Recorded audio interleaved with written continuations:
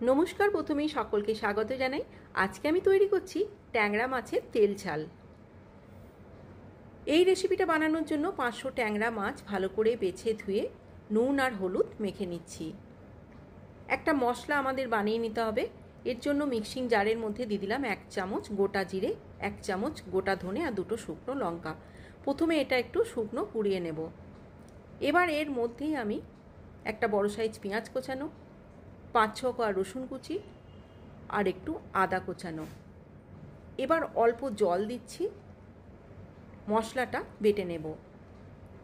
মশলাটা বেটে নেওয়া হয়ে গেছে। এখন গ্যাসের উপর কড়া বসিয়ে আমি দিয়ে দিলাম সর্ষের তেল। তেলটা গরম হয়ে গেলে গ্যাসের ফ্লেম লো করে একটা একটা করে মাছ আমি দিয়ে দেব। এখানে বলে রাখি, ট্যাংরা মাছ কিন্তু তেলের মধ্যে দিলেই ভীষণভাবে তেল ছিটে লাগে, তাই গ্যাসের ফ্লেমটা কমিয়ে দিয়ে আমি ট্যাংরা মাছটা দিলাম। আর অবশ্যই করে মাছটা ভাজার সময় ঢাকা দিয়ে ভাজবেন, তাহলে আর তেল ছিটে লাগবে না। একটা সাইড হয়ে গেছে, এবার ঢাকা খুলে মাছটা আমি একটা একটা করে উল্টে দিচ্ছি। এই সময়টায় আমি কিন্তু গ্যাসের ফ্লেমটা একটু কমিয়ে রেখেছি। উল্টানো হলে আবার গ্যাসের ফ্লেম বাড়িয়ে ঢাকা দিয়ে মাছটা ভেজে নেব।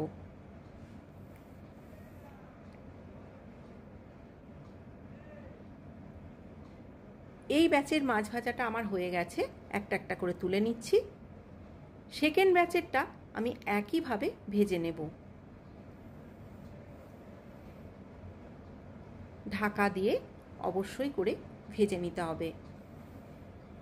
বাকি যে তেলটা আছে তার মধ্যে ফোড়নে দিলাম 1/2 চামচ কালো জিরে আর কয়েকটা চেরা কাঁচা লঙ্কা। এবার কয়েক সেকেন্ড এটা একটু ভেজে নিচ্ছি। খুব সুন্দর একটা গন্ধ বেরিয়ে গেছে। এই পর্যায়ে আমি বেটে নেওয়া মশলাটা দিয়ে দেব। এটা কিছুক্ষণ কষিয়ে নেব। যেহেতু আমি অল্প জল দিয়ে বেটেছিলাম তাই একটু পাতলা হয়ে গেছে। এবার আমি এর মধ্যে দেব 1/2 চামচ হলুদের গুঁড়ো আর 1/2 চামচ রেড চিলি পাউডার। আবারও একবার এটা কষিয়ে নিচ্ছি। একটা বড় সাইজ টমেটো আমি বেটে রেখেছি, টমেটো বাটাটাও এর মধ্যে অ্যাড করে দিচ্ছি। এবার মশলাটা খুব ভালো করে কষিয়ে নিতে হবে তেল ছাড়া অবধি। মশলা কষানোর উপর কিন্তু রান্নার টেস্ট অনেকটাই নির্ভর করে। মশলা থেকে তেল প্রায় ছেড়ে গেছে।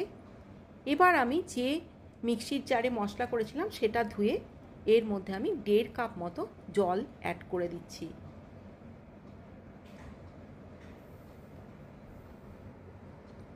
খুন্তি দিয়ে একটু মিশিয়ে দিচ্ছি। পরিমাণ মতো নুন দিয়ে দিলাম। এবার গ্রেভিটা ফুটে উঠলে আগে থেকে ভেজে রাখা মাছটা এর মধ্যে দিয়ে দিচ্ছি।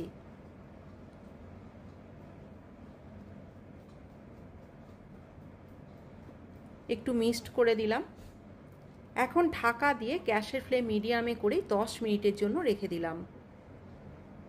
10 মিনিট পর ফিরে এলাম। অলমোস্ট তৈরি হয়ে এসছে আমাদের। এখন শুধু ওপর থেকে 1 মুঠো ধনেপাতা আর কাঁচা সর্ষের তেলটা দিলেই তৈরি হয়ে যাবে।